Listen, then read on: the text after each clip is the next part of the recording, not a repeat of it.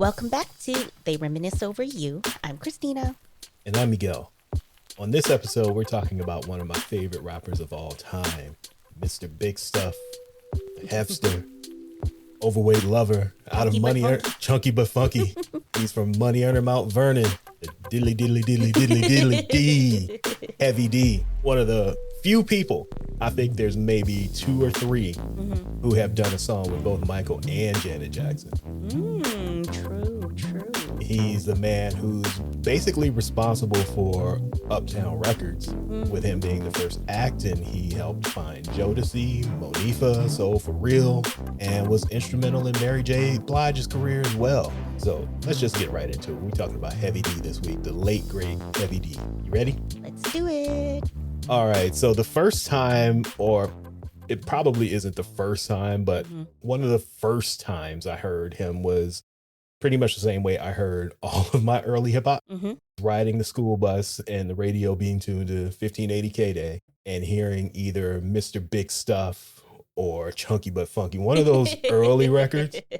And I was like, yeah, this guy's dope. I like this. I hadn't seen him, didn't know who him and the Boyz were at the time. So it was just another record that I thought was jamming. I think what's really good about his music is it's always catchy. Yeah. Whether it's like the sample or just like a hook, it always makes you want to dance. Yeah. And that's what probably the first song I heard was doing for me. Like I said, it was probably Mr. Big Stuff. And yeah, just that little sample. Who do you think you are? And just make you want to bounce a little bit. Ooh, ooh, ooh. Yeah, so that was my first introduction to Heavy D. And after hearing a couple singles, of course, I had to save up some cash to buy the cassette because that's what we did in those days. Or a blank cassette and try to record it off the radio. Well, see, that was my first step, was to record it on the radio. And then when it was like, it's time for me to go ahead and get the full album. Got to make that next step. Yeah, I had to do some chores around the house to earn some cash, pay my $8 or whatever it was at the time to go and get that first album. Yeah, I think for me, I'm pretty sure the first song I heard from him was probably from the second album. Okay. I think it was Somebody For Me might have been the first one. Like, I know some of the songs from the first album, the Overweight Lovers in the House, but I feel like I didn't really hear of him until 89. Because, those years are a little fuzzy for me. Right. But pretty sure Somebody For Me was the first one. Okay. The thing that I really liked about Heavy D and the Boyz, obviously, because this is still a time where we're coming out of like the early days of hip hop where everybody had their matching outfits and they had a style. So every time you saw them, they were all dressed exactly alike, except his would be in a different color. So if they had on Nike sweatsuits, they would be wearing white ones. He'd have a red one or the opposite. And for a big dude, he was always able to move. He was very nimble on the dance floor. Yeah. And mind you, this is also when you were dancing in hard bottoms and suits. Right. So he was always able to not only look good, he was moving really well. And a small underrated element of his style, I will say this, and I always liked it, is no matter what glasses he was wearing, they always had a gradient where it faded from dark to light as it got lower. Yeah. And I always really liked that. See, now that you mention it, I can see it in my head, but I can't say I consciously noticed that. No, that was something that I always noticed, that he had a dark to light gradient in all of his glasses. And I just thought that was very entertaining. Yeah, I just think that he really drilled it into our heads when he came out with the Overweight Lover angle, shall we say. Well, because everybody back in those days had a gimmick. Yeah, you had to have a thing. Yeah. And that was his. He was like, well, you could see it, so I might as well make it my thing. Exactly. But I'm going to make it sexy. Yeah, because I'm the overweight lover. I might be big, but the ladies still love me. Because you had the fat boys, you had the skinny boys. The skinny boys? Yes. I don't know the skinny boys. There was a group called the Skinny Boys. You had the college boys. A lot of boys. It was a lot of boys. And he had the boys too. Yeah. His producer / DJ, Eddie F.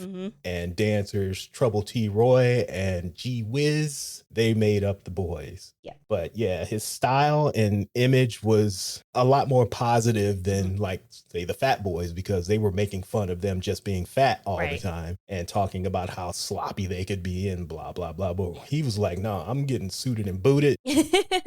I'm going to be the flyest dude in the room. Girl. Yeah.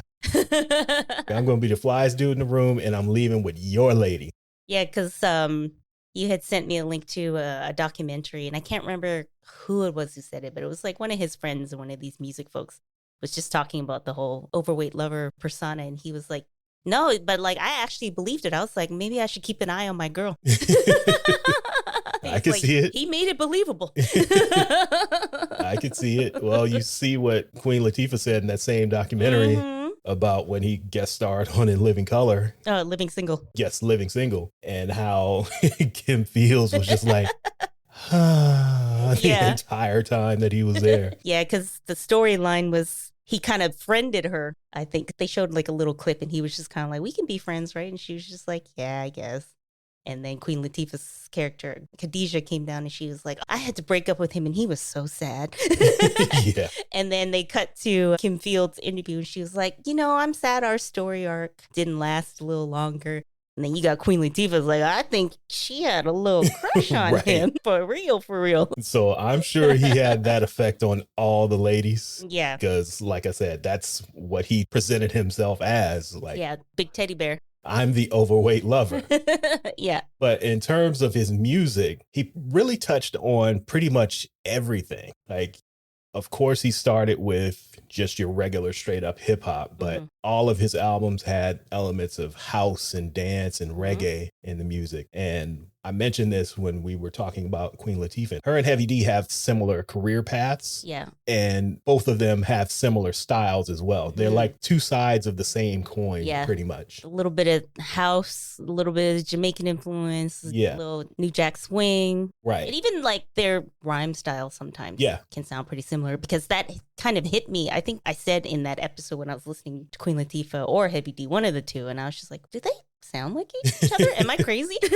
No, it's definitely there. Because I can't remember which song. I'm pretty sure it's from the first album, but I'm like, this would fit if Queen Latifah said, give me body over this. So yeah, they were both very similar. And that's what really opened him up to a wide audience. He touched everybody in a way that people who get exposed like that usually get called corny or sellouts and whatnot. Like grandmothers knew who Heavy D was. Yeah. But it didn't seem like corny at all. Right. And it wasn't going to keep the quote unquote hardcore dudes from listening to his music either. Like everybody listened to Heavy D. The Naughty by Nature guys were good friends of his too. Yeah. And we always joke about Naughty by Nature. Their persona looks hard, but they love a good party song. Right. So a lot of people who were doing pop leaning music would always get accused of being soft and sellouts and corny. And that never happened with Heavy D and his albums. Yeah. How do you think he managed to do that? Is it just his authenticity? Yeah, it just seems like very authentic. It doesn't seem like it's a pop dude trying to do hip hop. Right. Or a hip hop dude trying to do pop. It was just who he was. Yeah. I mean, because he even enlisted all of his rapper friends to do that no cursing song with him. Don't curse. Or don't curse, And it wasn't like, this is dumb. Right. Everybody got on board and did it. Like he's doing records with Big Daddy Kane and Cool G Rap on them. Yeah. But he could also turn around and do Is It Good to You and dancing all over the place. So very few people involved in hip hop have been able to capture that so easily. And I guess, like I just said, authentically. Yeah. Back to that documentary, that's pretty much what everyone was saying. Was he was one of the few artists that I could put on in the car with my parents or my grandma. But everybody was saying it like it was a good thing. And this is not something that is normally said as a good thing. Right. Like you could play it in the car for your grandmother. And then when she gets out, skip ahead a couple songs and you playing something for somebody on the block. Yeah. He was able to balance that really well. Oh, and another thing, I didn't realize that Pete Rock was his cousin, who also, Pete Rock was just starting out at that time. So I'm sure that helped his career as well. Yeah. Just working with Heavy D. But yeah, I didn't realize they were cousins. Yeah, he said that Heavy D was actually the one who got him into production and was teaching him how to use drum machines and whatnot. He's on some of the early albums as well. He's got one or two songs on every album up until like Nuttin But Love. Yeah. Basically all of the stuff with the Boyz, I believe Pete Rock did some production on. Okay. But after that is when he did most of his solo stuff, and that wasn't his boom bap-ish. So I guess Peter wasn't needed anymore. Yeah. But with that said, let's talk about some of the albums and songs. Let's start with, I guess, the first album then. Living Large, Yes. Of course, 1987. Which was, like I said, the first album that I heard. I can't pinpoint exactly which song it was, but it was probably, I'm going to say Moneyearnin Mount Vernon or Mr. Big Stuff. It's got to be one of those two. What about the Overweight Lovers in the House? Yeah, that was Later. Another jam. I feel like this album aged pretty well for me because, as I've said many, many times, I kind of started listening to R&B and hip hop a little more specifically, I guess, like 89 on. So anything before that usually feels a little too old for me. Yeah. So this one for me, I was like, okay, this stuff that I can still listen to and it doesn't feel like, that was before my time, so whatever. And you got Al B. Sure crooning all over it. Yes. Singing his heart out. The unofficial fourth Boyz. Yes. Yeah, so these songs sound familiar, but I'm pretty sure I heard them later. I think it has to do with the fact that it was Teddy Riley and Marley Marl, because they're like the cream of the crop when it comes to producers. And since I like New Jack Swing, this is early New Jack Swing. Yeah, this is right when Teddy started making that transition into New Jack Swing. So that's why it sounds like something I would have been listening to in 89. Yeah.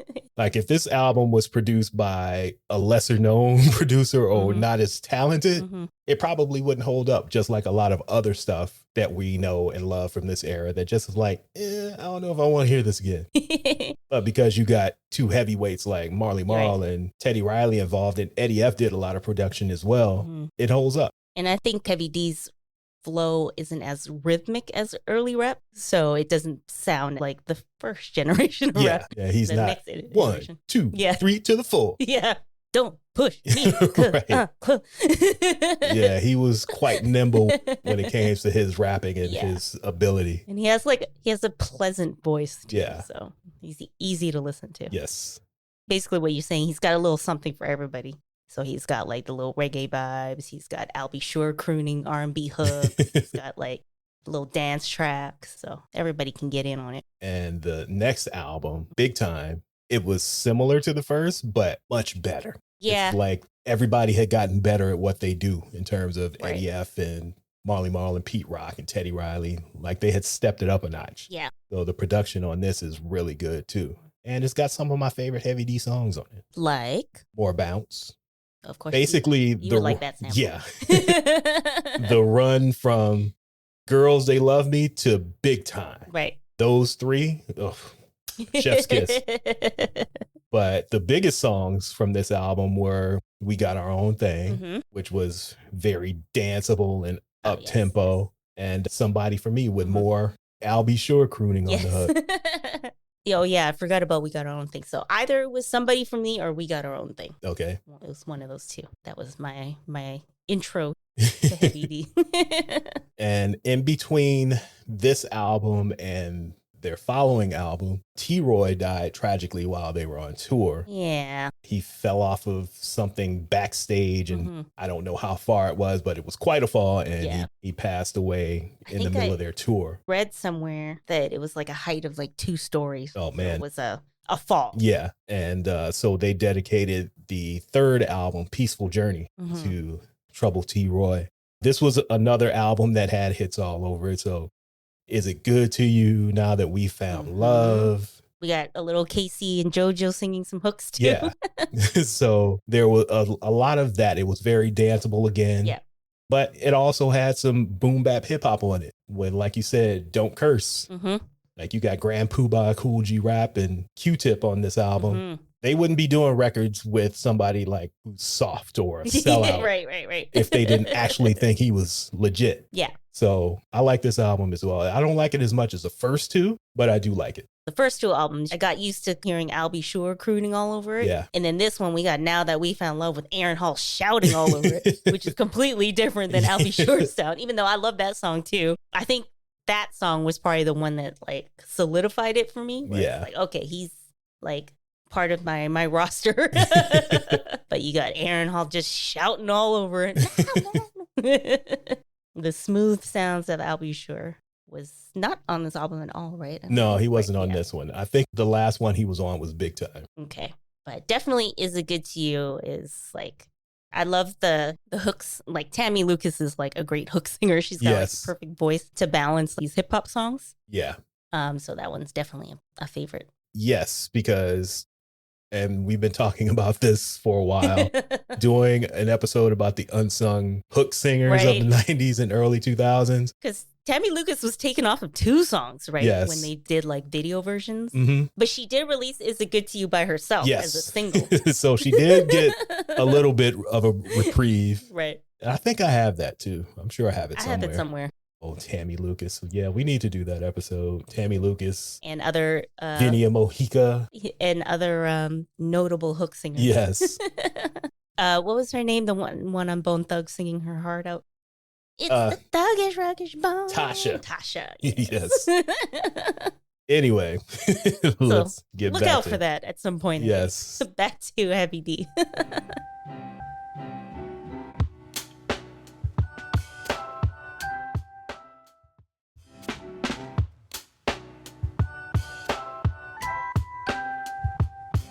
So the follow-up album, Blue Funk, is probably my favorite Heavy D album. Yes.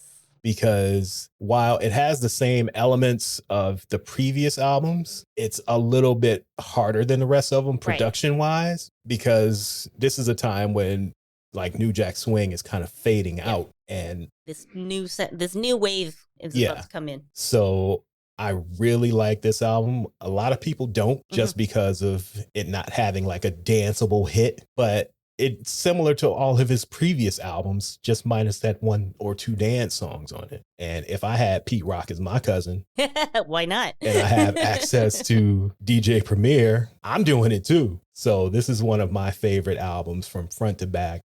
I like the little interludes where he's giving an interview and talking about his life and whatnot in between the songs. I like the way that sequenced the album. And the like proper use of interludes and not like weird little sex skits. Yeah. It's just him talking to an interviewer, and it ties into the song that's about to come up or the song that just ended. So it made sense. Yeah. I will say I was kind of thrown off of it when I heard him say the N-word. I was like, oh, you use these words? I was like, I don't think he did on the previous album. Hey, he did Don't Curse. He did.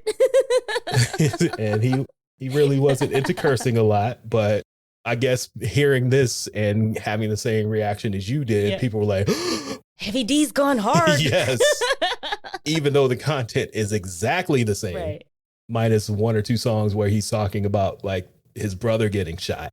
He's still doing, I'm a great rapper, women love me, and I can dance. But the production was different. Definitely. Well, yeah, so this was 1993, so it had that 1993 feel. Yeah. A lot of people were transitioning to the sound who had been there before 93.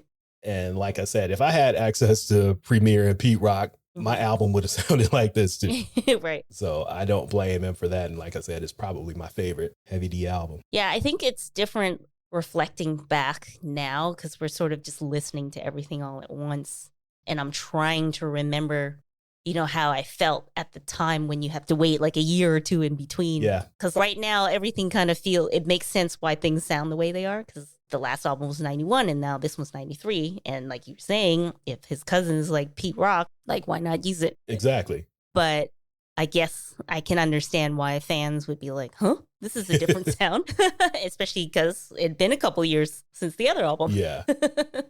And that brings us to the following year, where I guess he said, you know what, maybe I went a little too far left with that one. Because this one is right back to more of what you would have expected. Yeah, like let me give the people what they expect, even though the production and the producers are the same. Right. The only difference is there's 1 or 2 songs that you can dance to and have that little Heavy D, I love you, girl. I'm going to take your lady, Mr. Man, over there. Well, I think there's more than 1 or 2 songs you can dance to. Yeah, well, I mean, like dance, though. Like getting sweaty dance. And most of it, like, mid-tempo. Got Me Waiting is going to give you a little 2-step and whatnot. Or mid-tempo. And Black Coffee, you're going to 2-step to it. But I like this album, too. I think this one is actually my favorite album. Okay. Like, overall as an album. Like, I love Is It Good to You? But this album as a full project, I like the best. Okay. Well, it's funny with this whole Overweight Lover thing. Just looking back, it's like, okay, he's not a small dude, but he's also quite tall. Yeah. And he's not the weight was spread that out. big. Right. He talks about himself like he's fat bastard or something. It's like, no, you're a big guy. Like, you're big overall. Yeah. It's not like my 1,000-pound life where they got to cut you out of your house or something. But no, you were a big guy. I think we had different views of what overweight meant back then too as well. Exactly. And again, that didn't stop him from doing all that dancing. It didn't. Not at all. It did not. As we saw in the that video you sent me for the live performance of the In Living Color theme song that he did, and the way he's spinning all over the place and hopping up onto the stage where Eddie F was. In a suit. Again, remember, in a suit and hard bottoms. Oh my gosh. So when I was watching the video, I was watching something else and I just saw that in the related content. And I just see Heavy D performing on In Living Color. I completely forgot that he did the song. So I'm like, oh, let me check out this performance. Because I just thought it was one of the, a musical performance that they would have occasionally. And then the video starts with the theme and I'm like, okay. And then I'm like, oh yeah, duh. He did the theme. Yes, you heard him every week and didn't even realize it was him. No, I realized it. I just forgot. Because I was expecting a performance. Right. Thought he was going to come out and do, I don't know, Got Me Waiting or something. And then I'm like, oh, duh. Yeah, so those were the albums that he did with the Boyz, Eddie F and G-Wiz for half and T-Roy for the first two. Then we get to the solo era of his career where the Boyz were no longer necessary. I wouldn't say necessary, but we got to a point where DJs and background dancers just weren't being used anymore. Yeah. Did they have like a fallout, or it was not that I'm aware of, just going solo? Yeah, it's like I said, you just don't have background dancers anymore. And I know that Eddie F was starting to do a lot more outside production at this time too. So it was just a natural career move. Yeah, and you really don't have DJs anymore, so there's no need for him to be in the back DJing when that's being phased out at this time as well. So solo Hev is on the scene now. Yeah, the solo stuff, I just dropped off from there. Yeah, I think it was because there was like a 4-year gap between the Nothing But Love album and what was it, Waterbed Hev. And I liked a couple songs on it, but this was also around the time when I just stopped buying albums too because of the internet, and we could get stuff for free and downloading viruses onto our computers. So this was like in the middle of that. So if there was a song that I liked, I would just download it. I was still buying stuff around this time, but I think, again, 97, 98 is now we're getting another wave. And I think maybe I was just into that stuff. Like I was listening to, I don't know, like DMX. And who else was there? Like Biggie and I don't know. I think he was just not on my radar anymore. Right. So, yeah. Like I said, I would download a couple of songs here and there, but didn't buy an album. Yeah. Because when I listened to the album, like it sounds like a very 1997, 98 album. So it sounds like something I would have listened to, but it just, I don't know. I'm not sure what happened, but it just wasn't on my radar. Yeah, I know exactly what happened. That's when I was stealing music. That's exactly what it was. Nope, I was still buying CDs. Well, I would still buy some. Yeah. But I was also beefing them too. Right.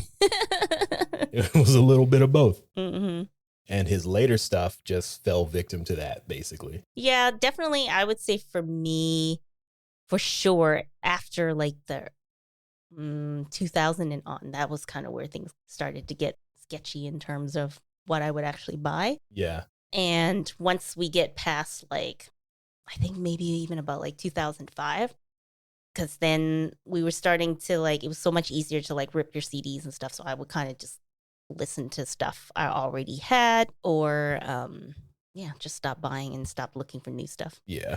But like I said, there were a couple songs on this album that I liked. I liked the one with the Dog Pound. There's another one that I liked. Who was on it? Lost Boys. And single was Big Daddy. So I'm sure you know that one. Yes. That one I actually forgot about until I listened to it. And I was like, okay, yeah, I know this song. So he wasn't completely off my radar. Right. I just hadn't thought about it in a long time.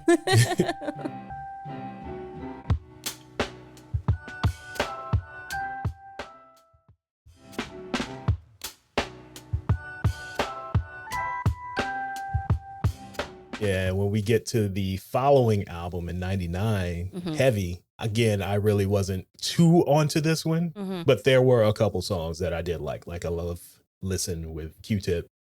And there's one with CeeLo that I liked, On Point with Big Pun and 8 Ball. He got all the big dudes on the record with him. And that's when you see that it's like, he's not that big. Yeah. If you compare him to other big dudes. Yeah, there are people much bigger than him. Yeah, I watched the video and I was like, he's taller than both of them. Yeah. So I like those records. But again, I didn't have the album because I was just taking music at this time. This was the first time I listened to it. And overall, I like the album. What I thought was interesting is he had a bunch of different flows on the different songs. Yeah. So I don't know if this sounds crazy, but when I was listening to Listen, the style, I was like, this sounds like DMX when he's not growling. So I pulled up How It's Going Down because that's one of the songs where he's not barking and growling and stuff, right? And I was like, no, I don't think I'm crazy. Like, this flow sounds similar. And there was the song I Know You Love Me. That reminded me of Foxy Brown's Hotspot. Okay. Like, it's the cadence or whatever. So I was just like, am I crazy? Or is it just like, you know how like The Game does this sometimes too, where he'll just like do a song in somebody else's rhyme style? Right. So I don't know if he was just like playing around with different styles. And then I don't think so. It kind of had a very like D'Angelo, Bilal, Prince sort of feel. So I found that a lot of the songs reminded me of somebody else. Okay. Like You Nasty Have kind of made me think of LL. Yeah, I can see that. Yeah, so a lot of the songs, I was like, hey, wait a minute, this sounds like somebody else. Yeah, I didn't listen to this one yesterday. This is the only one that I didn't listen to because I had listened to it recently. So I figured I wasn't going to go back to it yesterday. Well, I might pull up some of my reference tracks for you so you can see what I'm saying in terms of like, just like the cadence and the flow of some of the songs just made me think of other people. Yeah. And I don't know if that was intentional or if he was just trying to hit different targets. All right. So there was a big gap between that album and his next album, which was called Vibes. It was almost 10 years later. It came out in 2008 and there's no rapping on it. Nope. It's a reggae album. It's a straight up reggae album. It threw me off. I was not expecting it because I mean, he's always done like a reggae song or a reggae style song, but I was like, oh, next song. I was like, oh, okay, so we're doing a reggae album. Yeah, it's all reggae. Well, it's aptly named Vibes. Yes. This feels very tropical vacation, pool party, summertime. Exactly. I remember when it first came out, I saw on a couple websites that he was doing a reggae album. So I'm like, you know what? This might be up my alley. Let me go ahead and check this out. Right. And it wasn't great, but it wasn't bad either. Like for somebody who's not a reggae artist, it was cool. It wasn't like Snoop Lion or whatever. Yeah. It wasn't that. I think for me, it was like, as I was saying, he'd always done like a couple songs here and there on all the other albums, but I think I just didn't want a whole album of it, if that makes any sense. But like you were saying, it wasn't bad. It wasn't like, ugh, I'll never listen to this again. But it's also, I'm not really rushing to put it on either. But like I said, hey, next time we take a tropical vacation or something, maybe I'll put it on in the background. Yeah, that Snoop Lion album, I never want to hear that again. I don't even remember if I tried to listen to it. I probably did, but I put it out of my brain, I guess. Oh, it's terrible. And I love Snoop. Well, at least he's like, his parents are Jamaican, so he has a reference point. Yeah, like I'm cool with Heavy D doing this. And like I said, it was done much better. It's just not something that I would listen to over and over again because I don't listen to much reggae anyway. And I think I kept just hearing inflections of the non-reggae Heavy D. So I kept waiting for him to come out of his accent. So not a bad stab at doing a reggae album, but it's not what I come to Heavy for. Right. And his final album before he passed was 3 years after this called Love Opus. And I have never heard this album. Me either. And even just like the cover, I was like, are we sure? Like, is this really heavy? Like, it was just, there was something that just felt like, I don't know, not him. Like, it's him, it's his voice, and we know it's his album, but it was so different from everything. Yeah. So I had never heard this album until, a couple days ago. And it was interesting. Yeah. It wasn't bad. It wasn't great. It was just kind of there, but there's so much goodwill that's been built up from his career starting in 1987 through this, I'll let this one go. Like, this isn't one that I probably will listen to again, but it was cool. You know what it sounds like? It sounds like a new artist coming out in this digital age, trying to make whatever style music that was popular at that time. And I think that's what threw me off, because I was like, okay, it's one thing to try different styles. I was like, this feels completely different. Like, if it wasn't for the sound of his actual voice, I wouldn't have believed that was a Heavy D album. Yeah, so it's cool. I personally probably won't listen to it again. But like I said, there's been so much goodwill built up before this. I'll let one dud jump into the discography. Right. I don't even know if I'd call it a dud. I would just call it an experiment. Yeah, that's better. That's a better term. Yeah. So now that we've gone through the discography, what are your favorite songs? And do you have like one favorite as well? My favorite songs that I picked are all the ones with the hooks. Okay. So it was Is It Good to You, Nuttin But Love, and Got Me Waiting. So all the ones with the unsung hook singers. Yeah. And I think I made it clear, Is It Good to You is the all-time favorite. So for me, my favorite songs are like the Overweight Lovers in the House, Moneyearnin Mount Vernon, More Bounce, all the songs that have samples. Right. I loved all those songs too, because I was just listening to all of it in like 2-3 days. They know how to pick samples. Yes. A note that I had for almost every album was catchy samples. So I love all of those, but my favorite one is DJ Premier producing Yes Y'all, because like I was telling you a while back, it used to be an interlude on a Gangstar album called 92 Interlude, where it's just the loop playing over and over again. And the story goes that he begged Premier to make this record for him. And he's like, nope, can't do it. Not doing it. I only want it to remain an interlude on this album. Right. I don't repeat beats. And he said he just kept wearing him down in that Heavy D fashion. He was like, you know, I can't say no to you. So he took it, added some drums to it, put some scratches in on it with Heavy D's vocals, and it came out like Heavy D and Premier. Yes, y'all. That's my favorite one from Heavy D, which is surprising because it's like a 180 from pretty much all of his other content that everybody loves. Right. Like all the songs you mentioned, Now That We Found Love, all of that. It's very slow and boom bap-ish, and I like it. There you go. That is my favorite. Oh, another little tidbit that I saw on one of the articles you sent me, that We Got Our Own Thing was initially a song for Rexxn'Effect. I can see it. See, I guess now that I only know it as a Heavy D song, I can't see it. I can see it. Only because I can remember like early Rexxn'Effect songs. Other than Rump Shaker. Yeah. So I can see them doing that record. I just feel like it's such a Heavy D and the Boyz song now that I'm like, Rexxn'Effect? Really? Yeah, I can see it. So what was the thing that you liked about Heavy D? His music, him personally, his acting, whatever it is. Yeah. I think he was just easy. His music was just easy.